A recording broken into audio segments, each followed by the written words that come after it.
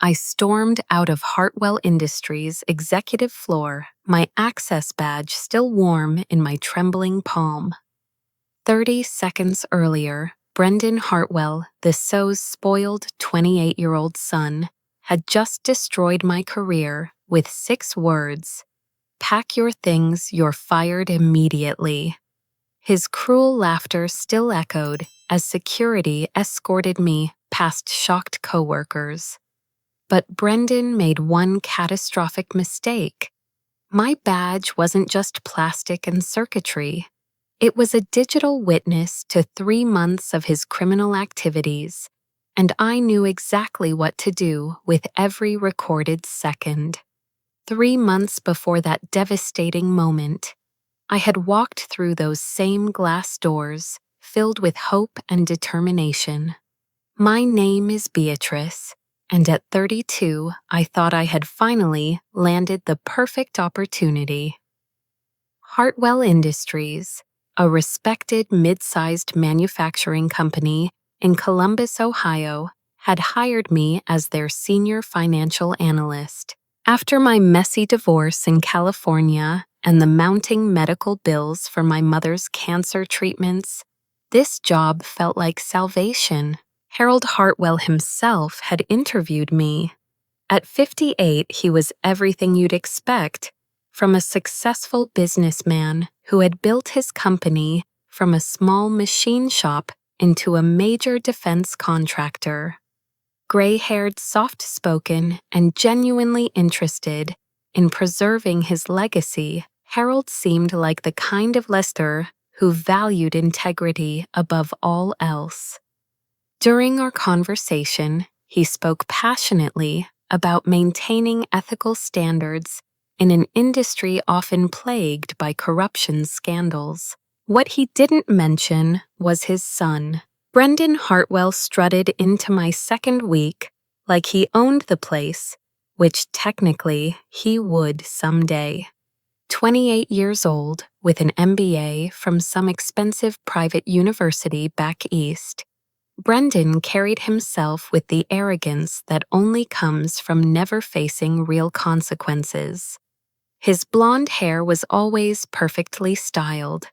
His suits cost more than most people's monthly rent, and his smile never quite reached his cold blue eyes. My direct supervisor was Jessica Walsh, the CFO, a brilliant woman in her 40s who had worked her way up from an entry-level accounting position. During my first meeting with her, Jessica explained the company's sophisticated security system. Every employee received a smart badge that did more than just unlock doors.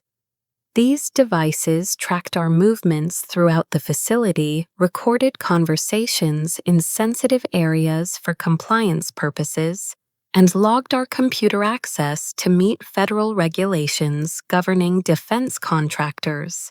The badges are required by our military contracts, Jessica explained, clipping the device to my jacket. They ensure we maintain proper security protocols and can provide audit trails when needed.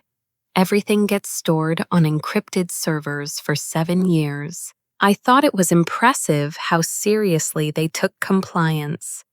I had no idea this little plastic rectangle would become the most important piece of evidence in my life. My expertise in forensic accounting meant I caught discrepancies quickly.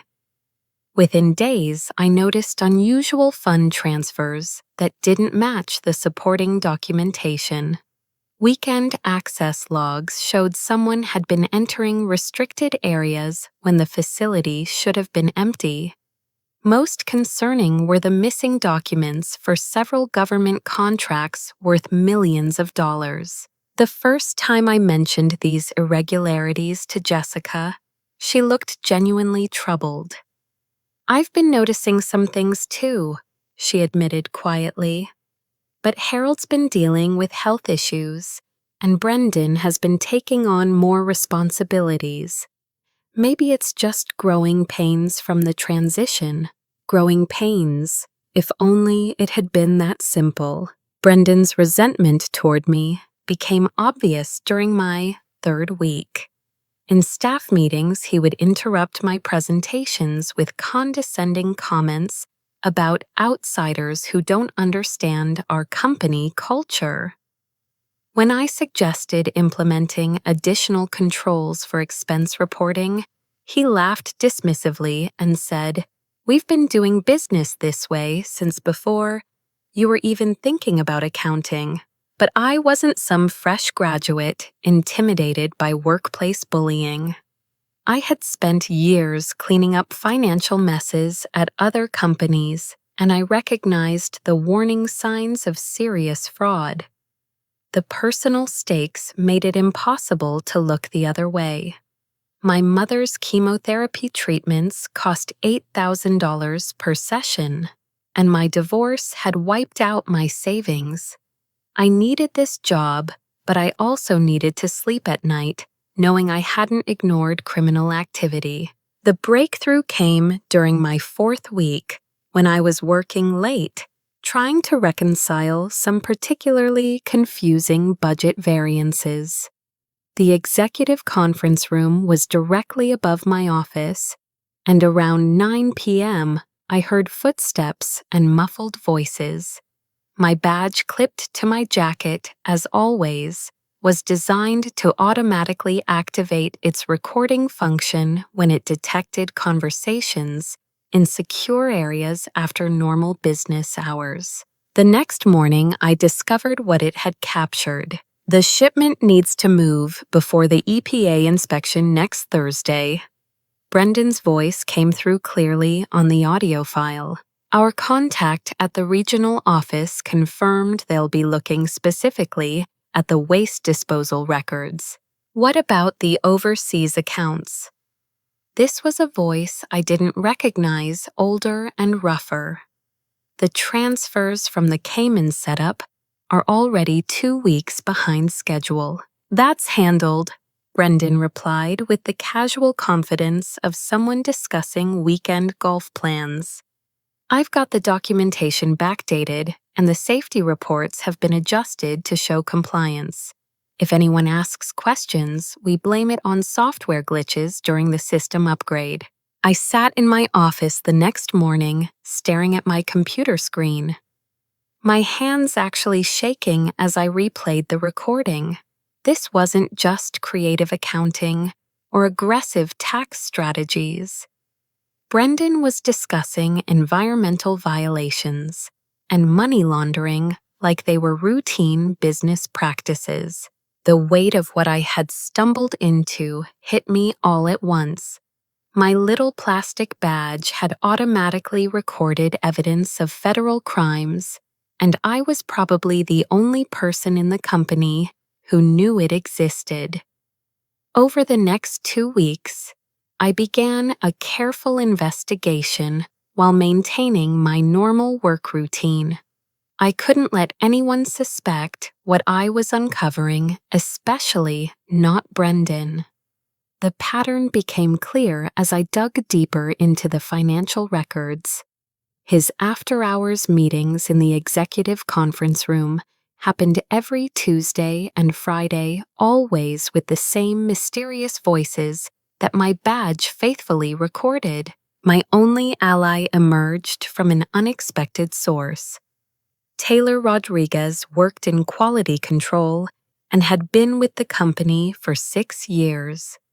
One afternoon, she approached my desk, looking nervous and exhausted. "Can we talk somewhere private?" she asked, glancing around the office. "There are things happening here that don't feel right, and I think you might understand." We met at a coffee shop 3 blocks from the office. Taylor was around my age, a single mother of 2, who had worked her way up from the factory floor to become a quality inspector. Her dark eyes held the same worried expression I had been carrying for weeks. "I've been documenting safety violations that keep getting buried," she told me quietly. "Equipment that should be replaced, chemical storage that doesn't meet EPA standards, worker protection gear that's been downgraded to save money." Every time I file a report, it disappears. When I follow up, I'm told the issues were addressed, but nothing actually changes. Who's been handling your reports? I asked, though I suspected I already knew. Brendan reviews all safety expenditures now. He says we need to be more cost-effective to compete with overseas manufacturing. Taylor's voice was bitter. Last month, I caught him instructing maintenance staff to disable some of the chemical monitoring systems. When I questioned it, he said the sensors were too sensitive and causing false alarms that were disrupting production. I thought about my old law school roommate, Amanda Chen, who now practiced employment and corporate law in Cincinnati. That evening, I called her and carefully explained the situation without mentioning any names or specific companies. Beatrice, what you're describing sounds like a textbook case of environmental crimes and financial fraud, Amanda said seriously.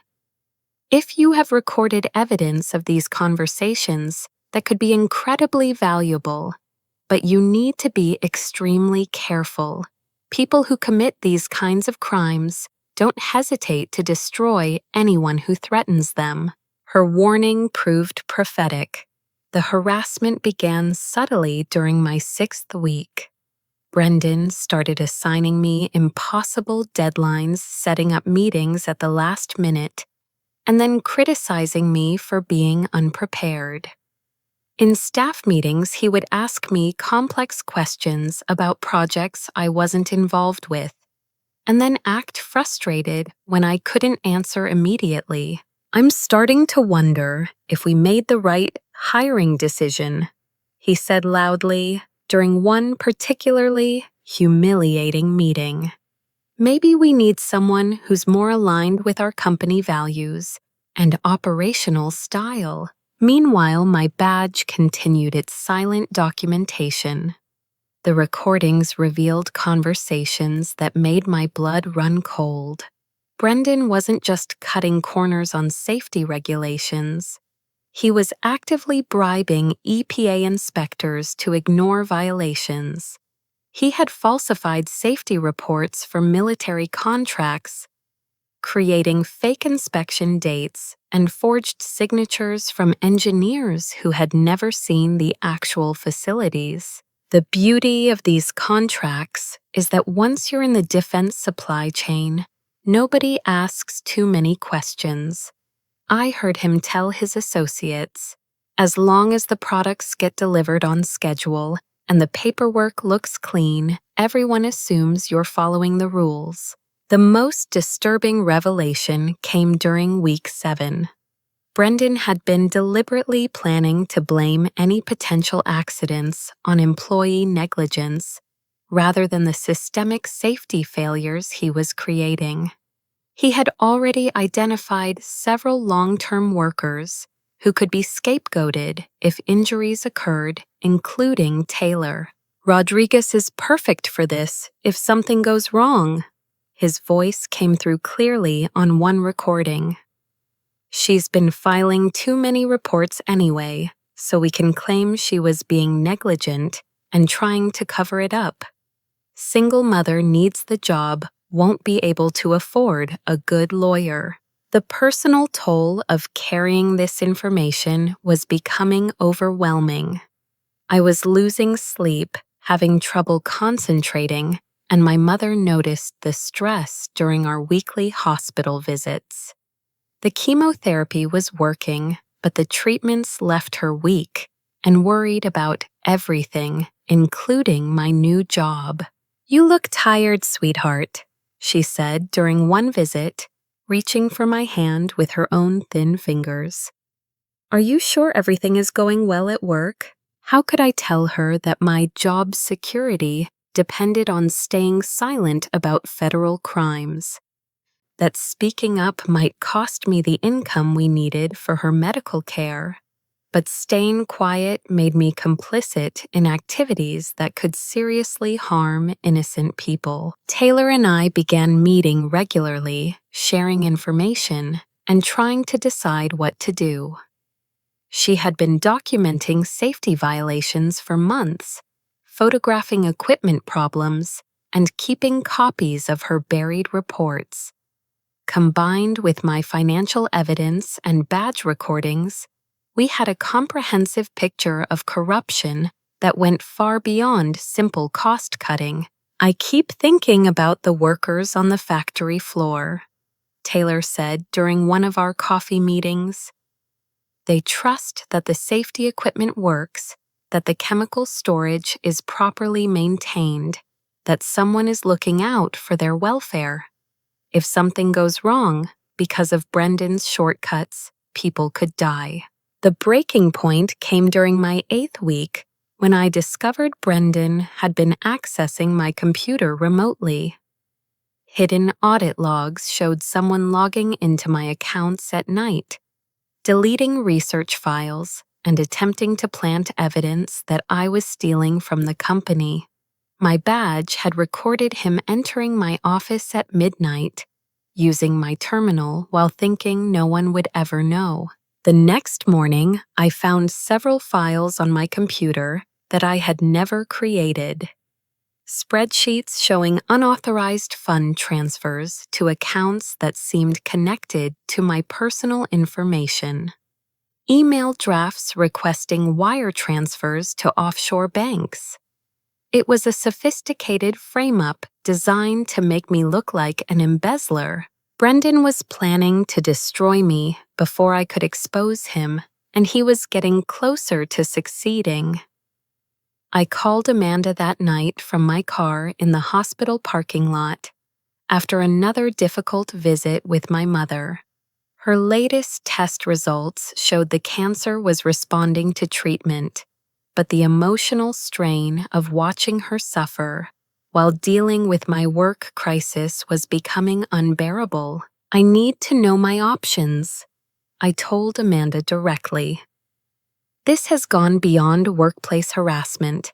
I think I'm about to be framed for embezzlement, and I have evidence of serious federal crimes." Amanda's voice became immediately serious. "Can you come to Cincinnati this weekend? Bring everything you have, including those badge recordings. I'll need to review the evidence and connect you with some federal prosecutors I've worked with before." That weekend changed everything. Amanda's law firm occupied 3 floors of a downtown Cincinnati office building, and her conference room felt like a war room. As she spread out my documents and listened to the badge recordings through high-quality speakers, "This is extraordinary evidence," she said after hearing just the first few conversations. "The smart badge system creates an unbreakable chain of custody because it's automatically encrypted and time-stamped. No one can claim these recordings were altered or taken out of context." She explained the federal laws that Brendan was violating. Environmental crimes carried potential prison sentences of up to 15 years per violation. Defense contractor fraud could result in decades behind bars. Money laundering through offshore accounts was considered organized crime under federal racketeering statutes. "The Justice Department takes this type of case very seriously," Amanda continued. "Companies that defraud the military and endanger workers face not just criminal charges, but civil penalties that can bankrupt them entirely." We spent the weekend crafting a comprehensive legal strategy. Amanda would coordinate with federal prosecutors and the EPA's Criminal Enforcement Division. She would also prepare civil lawsuits under whistleblower protection laws that could result in significant financial compensation if the government recovered funds through my evidence. But first, I had to survive long enough to file the complaints. Monday morning brought escalated intimidation tactics. Brendan was clearly getting desperate, though he didn't yet know the specific evidence I possessed. He began following me to my car after work, always maintaining enough distance to avoid direct confrontation, but making sure I knew he was watching. The phone calls started that Tuesday. My home number would ring at 2 a.m., 3 a.m., 4 a.m. When I answered, no one would speak, but I could hear background noise that sounded like the Hartwell Industries factory floor. When I stopped answering, the calls continued anyway, disrupting my sleep and fraying my nerves. Taylor was experiencing similar harassment. Her supervisor had suddenly become hypercritical of her work, writing her up for minor infractions that had never been issues before. Someone had started spreading rumors that she was planning to quit and was trying to cause trouble during her final weeks. "They're trying to isolate us," Taylor realized during one of our coffee meetings. "Make everyone else think we're disgruntled employees with personal agendas." The regulatory pressure was also intensifying. The EPA inspection that Brendan had mentioned in his recorded conversations was scheduled for the following week, and he was frantically trying to hide evidence while maintaining normal operations. Workers were being instructed to clean areas that hadn't been touched in months. Safety equipment that had been broken for weeks was suddenly being replaced. Harold Hartwell was showing more signs of health problems. I had seen him leaving the office early several times, looking pale and exhausted. Jessica mentioned during a staff meeting that Harold was dealing with some medical issues and had asked Brendan to take on additional executive responsibilities. "This is probably temporary," Jessica said, but her expression suggested she was as concerned as the rest of us about the power shift. The most chilling development came during my 10th week. At a company-wide meeting, Brendan stood at the front of the conference room with the confidence of someone who believed he had already won. "I want to address some concerns that have come to my attention," he announced, his voice carrying across the room. "It appears that someone in our accounting department has been engaged in unauthorized activities that could seriously damage our company's reputation and financial stability." My heart stopped. He was staring directly at me. "We've discovered evidence of embezzlement and corporate espionage," Brendan continued. "Someone has been accessing confidential information, manipulating financial records, and attempting to steal proprietary data. I want everyone to know that we take these violations very seriously and will be pursuing criminal charges against the responsible party." The room fell completely silent. I could feel dozens of eyes turning toward me, and I knew that everyone was putting together Brendan's hints about the accounting department, with his obvious focus on my section of the room. "We'll be conducting a comprehensive internal investigation," Brendan said, his smile never wavering. "Anyone with information about these activities should report it immediately to Human Resources." After the meeting, several colleagues avoided me entirely. Others approached with worried expressions, asking if everything was okay and if there was anything they could do to help. I realized that Brendan had just executed a brilliant, preemptive strike.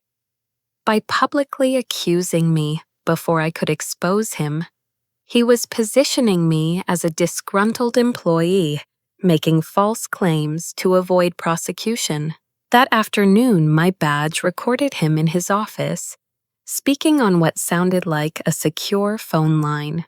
"The investigation is moving faster than we expected," he said. The Beatrice situation needs to be resolved this week before she can cause any real damage. I've already planted the evidence and HR is prepared to terminate her for cause. What about the other one? The voice on the phone was different from his usual associates, colder and more professional. Taylor Rodriguez. She's been set up too.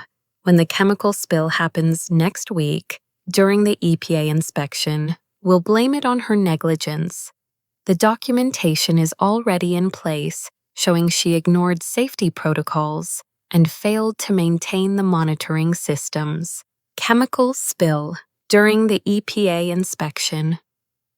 My blood ran cold as I realized Brendan was planning to create an industrial accident that would injure workers, blame it on Taylor, and use the chaos to cover up his other crimes. The next morning, I discovered my building access had been restricted. My badge would no longer open certain doors, and security told me there were temporary limitations on my account, pending the completion of the internal investigation. I was being systematically isolated and set up, and Brendan's timeline was accelerating because he somehow knew I was close to exposing everything. The smear campaign against me intensified throughout my 11th week. Former allies in the office began avoiding eye contact. Conversations stopped when I walked into rooms. Even Jessica, who had always been supportive, seemed distant and uncomfortable during our increasingly rare interactions. I want you to know that I don't believe the rumors, she said quietly during one of our meetings. But Harold is putting pressure on everyone to be cautious until the investigation is complete. Harold's health had deteriorated noticeably. I saw him leaving work early almost every day, and when he was in the office, he looked exhausted and distracted. The word around the company was that his doctor had warned him about stress-related cardiac issues. My father needs to focus on his recovery, Brendan announced during a senior staff meeting that I was somehow still invited to attend. I'll be handling all major operational decisions until he's feeling better.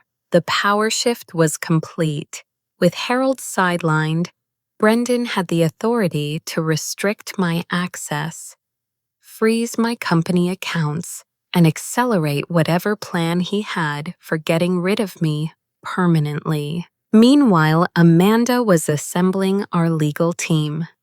She had connected with federal prosecutors who were very interested in the badge evidence, and the EPA's Criminal Enforcement Division was preparing to coordinate with the Justice Department on a comprehensive investigation.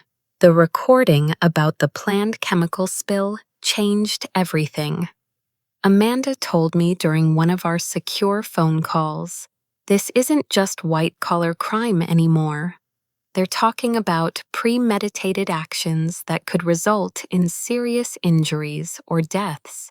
How long before we can file? I asked. The stress was affecting everything in my life. I was barely sleeping, had lost 15 pounds, and my mother was asking increasingly worried questions about why I looked so pale and anxious. Soon, Amanda promised, but we need to be absolutely certain about the timing. If we move too early, Brendan might be able to destroy evidence or harm the workers before we can get protective orders in place. The chemical spill incident that Brendan had mentioned was scheduled for the following week. During the EPA inspection, Taylor and I had discussed warning people, but Amanda advised us that premature action could compromise the federal investigation and potentially result in even worse outcomes. The FBI and EPA are coordinating to prevent the incident, she assured me. Your badge evidence has given them advance warning, and they'll have agents in place to stop anything dangerous from happening. But on Wednesday of my 11th week, everything went wrong. I arrived at work to find police cars in the parking lot and Taylor being led away in handcuffs. The chemical spill had happened 3 days early during routine maintenance that was supposed to be supervised by quality control. 3 workers had been hospitalized with respiratory injuries. The local news was reporting that preliminary investigations suggested negligent maintenance procedures and failure to follow established safety protocols. Brendan was standing near the main entrance speaking to reporters with perfectly practiced concern. "This is exactly the kind of tragedy we've been working to prevent," he said solemnly. "Our quality control supervisor was supposed to oversee this maintenance procedure, but she failed to ensure proper safety measures were in place. We're cooperating fully with local authorities and conducting our own investigation to determine how such a serious breach of protocol could have occurred." He was blaming Taylor for an accident that he had planned and caused. I rushed to the police station, but Taylor had already been charged with criminal negligence, resulting in bodily harm. Her bail was set at $50,000 money that she obviously didn't have as a single mother working in quality control. "I don't understand how this happened," she said when I finally got to see her. "The maintenance was scheduled for next week, but someone changed the work order. The safety systems that were supposed to be active during the procedure had been disabled. I wasn't even notified until after the spill occurred." That evening, my badge revealed exactly how Brendan had orchestrated the entire incident. He had ordered the maintenance moved up by 3 days, disabled the monitoring systems that would have detected the chemical leak, and instructed staff to begin work before Taylor arrived. When the spill occurred, he was ready with falsified documentation showing that Taylor had approved the procedure and failed to implement proper safety measures. "Taylor Rodriguez has been a problem for months," his recorded voice explained to someone on the phone. "She's been filing excessive safety reports and questioning cost-saving measures that are essential for our competitiveness. This incident proves she was more concerned with causing trouble than actually protecting workers." The following morning, I was called into a termination meeting. Brendan sat behind Harold's desk with a human resources representative and a company attorney. The evidence of my supposed embezzlement was laid out in neat folders documentation that I knew had been fabricated and planted on my computer. "We've completed our investigation into your unauthorized activities," the HR representative said formally. "The evidence clearly shows that you've been manipulating financial records and stealing company funds. We're terminating your employment immediately and will be pursuing criminal charges." "This is ridiculous," I said, though I knew my protests would be ignored. "Those files were planted on my computer. Anyone who looks at the timestamps will see they were created when I wasn't even in the building." Brendan leaned back in his chair with a satisfied smile. "Actually, the access logs show you were here quite late on several occasions, working alone with no witnesses to verify what you were doing." Of course, he had used my badge access to enter my office at night, creating the appearance that I was there when the fraudulent files were created. "I'll just tell them you never showed up," Brendan said with that same cruel laugh I would remember for the rest of my life. There's nothing you can do about it. But as security escorted me out of the building, for the final time, my badge warm in my palm, I was already smiling. Because Brendan had made one catastrophic mistake during our termination meeting. In his arrogant satisfaction, he had forgotten about the smart badge recording system that he himself had bragged about to investors and federal auditors. Every word of our conversation was now stored on encrypted servers with official timestamps and digital authentication that even the FBI couldn't question, including his detailed confession about framing Taylor for an industrial accident that he had deliberately caused. The drive home from Hartwell Industries felt surreal. 24 hours earlier, I had been a respected senior financial analyst with a promising career. Now I was unemployed, facing potential criminal charges, and watching the news report on an industrial accident that had seriously injured 3 innocent workers. The local television coverage was devastating to watch. Channel 6 showed footage of paramedics treating workers outside the Hartwell Industries facility, while a reporter explained that poor supervision by a quality control employee had led to improper chemical handling procedures. They interviewed one of the injured workers from his hospital bed. Marcus Johnson, a maintenance technician with 2 young children, described the burning sensation in his lungs and his fear that the exposure might cause permanent damage. "I've been working here for 8 years, he said weakly. "We always trusted that the safety people knew what they were doing. I just can't understand how something like this could happen." Taylor was facing criminal charges that could result in 5 years in prison. Her children were staying with her mother while she couldn't make bail. The local union had issued a statement expressing disappointment in the safety failures and calling for a comprehensive review of quality control procedures. Meanwhile, Brendan was being praised in the business section of the Columbus Dispatch for his decisive leadership during a crisis and his commitment to maintaining the highest safety standards. While Harold recovered from his health issues, I called my mother from my car outside her hospital, where she was receiving her weekly chemotherapy treatment. I couldn't bring myself to go inside and explain that I had lost the job we were counting on to pay for her medical care. "Hello, sweetheart."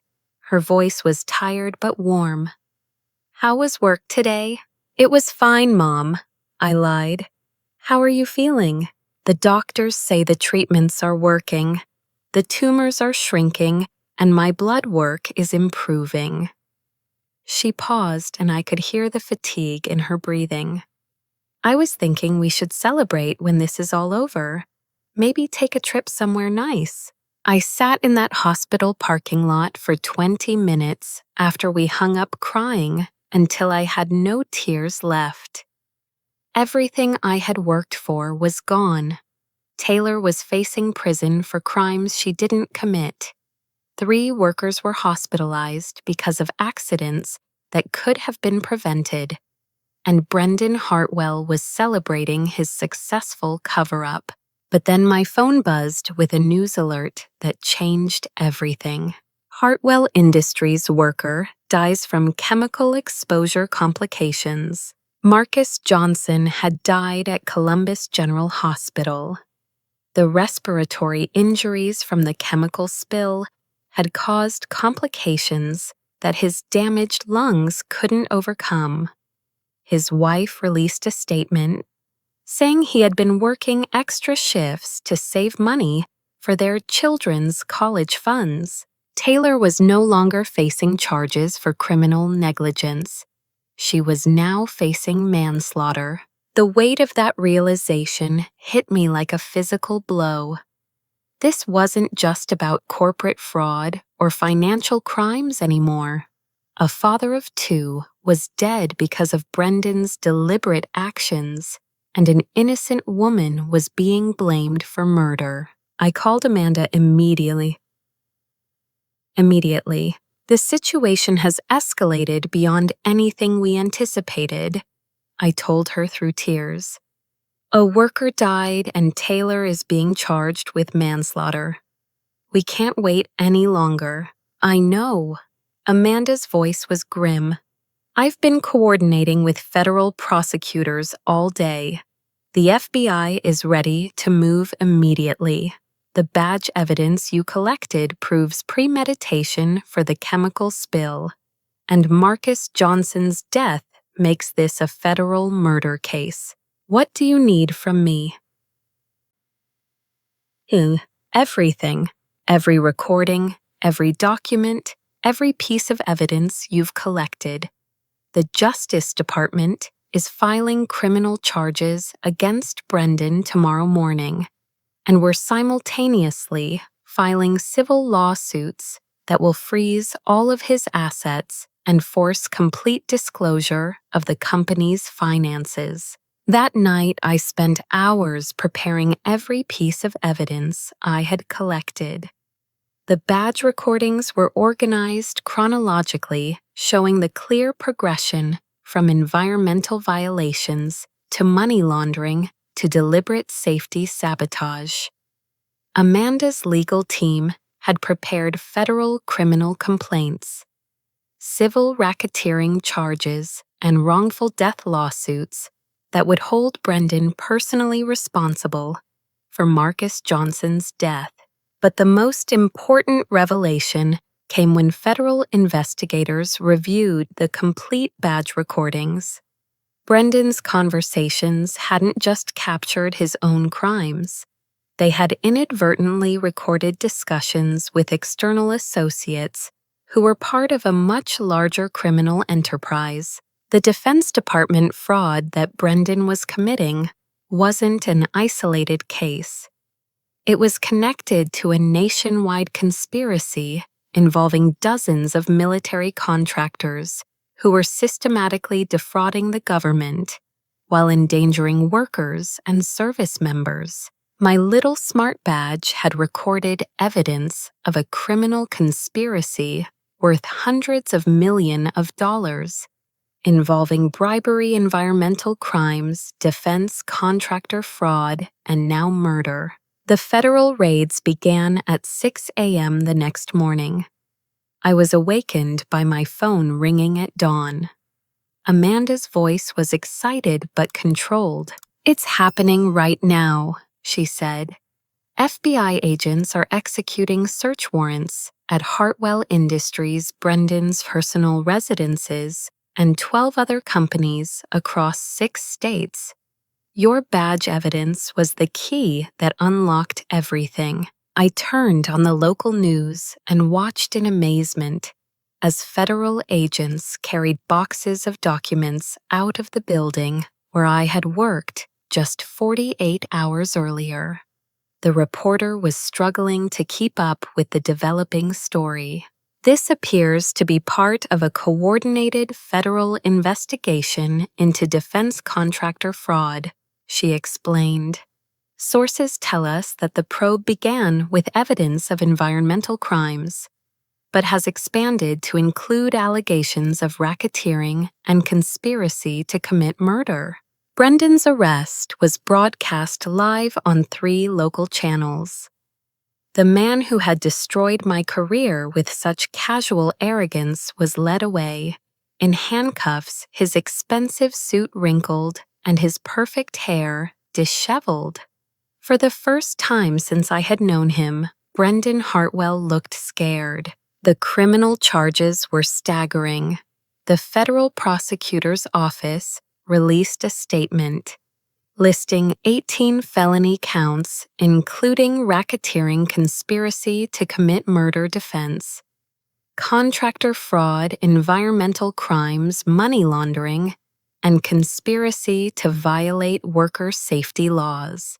The defendant's recorded statements demonstrate a clear pattern of premeditated criminal activity, the prosecutor announced. He deliberately caused an industrial accident that resulted in the death of an innocent worker, then attempted to frame a colleague for his own crimes. Harold Hartwell was not arrested, but federal agents seized control of the company's assets pending a complete financial investigation. Jessica Walsh was placed in charge as interim CEO while cooperating fully with federal authorities. The badge evidence was front-page news across the state. Technology reporters were fascinated by how a routine workplace security device had captured such comprehensive evidence of criminal activity. Legal experts called it the most detailed documentation of white-collar crime they had ever seen in court filings. But the biggest revelation came during Brendan's first court appearance, when federal prosecutors revealed the scope of the conspiracy he had inadvertently exposed. The defendant's recorded conversations referenced activities by co-conspirators involved in a nationwide defense contractor fraud scheme, the prosecutor explained to the judge. His communications have provided evidence of criminal activity involving 17 additional defendants across multiple states with estimated damages exceeding $400 million. The Defense Department issued a statement announcing that they were reviewing hundreds of contracts potentially affected by the fraud ring. Environmental Protection Agency officials confirmed they were investigating systematic violations at facilities in Ohio, Kentucky, Michigan, Texas, North Carolina, and California. Amanda filed our civil lawsuits simultaneously with the criminal charges. Under federal whistleblower statutes, I was entitled to a percentage of any funds recovered through my evidence. The initial estimates suggested that successful prosecution could result in financial awards exceeding $5 million. More importantly, Taylor was completely exonerated. The criminal charges against her were dropped within hours of Brendan's arrest, and the union issued a public apology for their initial statement questioning her competence. The evidence clearly shows that Ms. Rodriguez was the victim of a sophisticated frame-up. The prosecutor announced she was deliberately excluded from safety procedures that she was supposed to supervise, and false documentation was created to make her appear responsible for an accident that was intentionally caused. Taylor was released from jail and immediately reinstated at Hartwell Industries with full back pay and a promotion to head of safety and compliance. Jessica Walsh personally called to apologize and offer her a company car and additional compensation for the ordeal she had endured. The media attention was overwhelming. National news programs wanted interviews about the smart badge technology and how it had uncovered such extensive criminal activity. 60 Minutes called asking if I would appear on a segment about corporate whistleblowing. The Wall Street Journal published a front-page story with the headline, "Small-Town Analyst Brings Down Multi-State Fraud Ring." But the most satisfying moment came when Harold Hartwell called me personally. "Beatrice, I need to apologize." His voice was weak but sincere. I trusted my son with responsibilities he wasn't ready for, and I ignored warning signs that should have been obvious. Your courage in exposing his crimes has saved this company and probably prevented additional injuries or deaths. I'm sorry you had to learn about your son's activities this way. I replied. I meant it. Whatever Brendan had done, Harold was still a father dealing with the complete destruction of everything he thought he knew about his child. Brendan made his own choices, Harold said quietly. I just hope we can rebuild the company in a way that honors the trust our employees and customers placed in us. The plea negotiations began within a week of Brendan's arrest, with the badge evidence providing irrefutable proof of his crimes. His defense attorneys knew that a trial would result in a life sentence. Federal prosecutors were offering a plea agreement that would still result in significant prison time, but would allow Brendan to avoid the death penalty that could be sought for the murder charges. The larger investigation was expanding daily. The FBI had arrested 12 additional defendants and seized assets worth over $100 million. Congressional hearings were scheduled to investigate how defense contractors had been able to systematically defraud the government while endangering workers and military personnel. Environmental Protection Agency officials announced new regulations requiring real-time monitoring systems at all facilities handling hazardous materials. The technology would be based partly on the smart badge system that had captured Brendan's crimes. 6 weeks after my termination, Jessica Walsh called with an unexpected offer. The board of directors has asked me to extend a formal invitation, she said. We'd like you to return to Hartwell Industries as our new chief financial officer. The company needs someone with your expertise in forensic accounting and your demonstrated commitment to ethical business practices. The salary offer was double what I had been making as a senior financial analyst. The benefits package included full health insurance for my mother's continued cancer treatments. Most importantly, I would have the authority to implement the financial controls and oversight systems necessary to ensure that nothing like Brendan's crimes could ever happen again. I accept, I said without hesitation. My mother cried when I told her the news. Her latest test results showed that the cancer was in remission, and she would be able to complete her treatments without worrying about the financial burden. I'm so proud of you, she said, holding my hands in her own stronger grip. You did the right thing even when it was dangerous and difficult. Looking back, I realized that the smart badge I had worn every day was more than just a security device.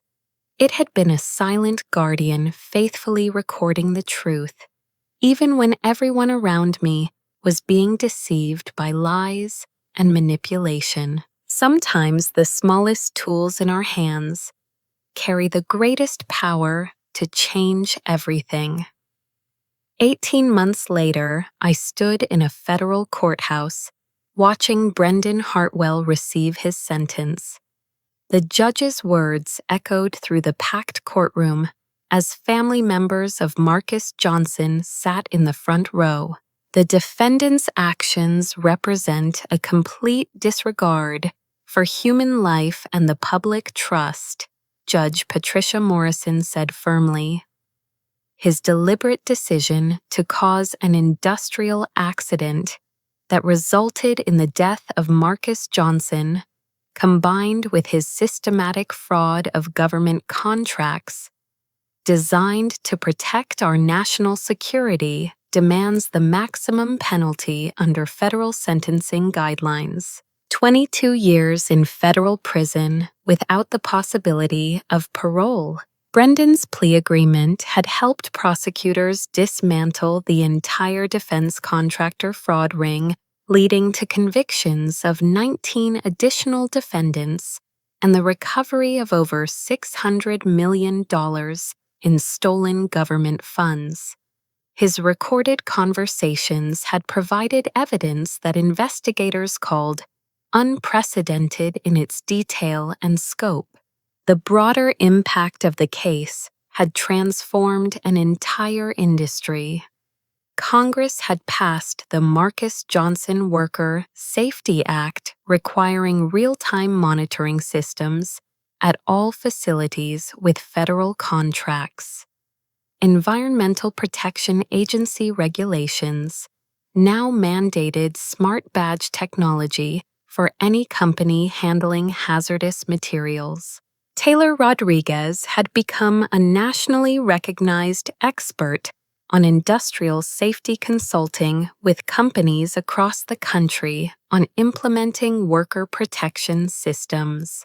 She had used her settlement money to establish a foundation providing legal assistance to workers who needed to report safety violations. "Your courage saved countless lives," she told me after Brendan's sentencing. "Every worker who goes home safe because of the new regulations owes you a debt of gratitude." Harold Hartwell had retired, turning complete control of the company over to Jessica Walsh. Under her leadership, Hartwell Industries had become a model for ethical business practices and worker safety.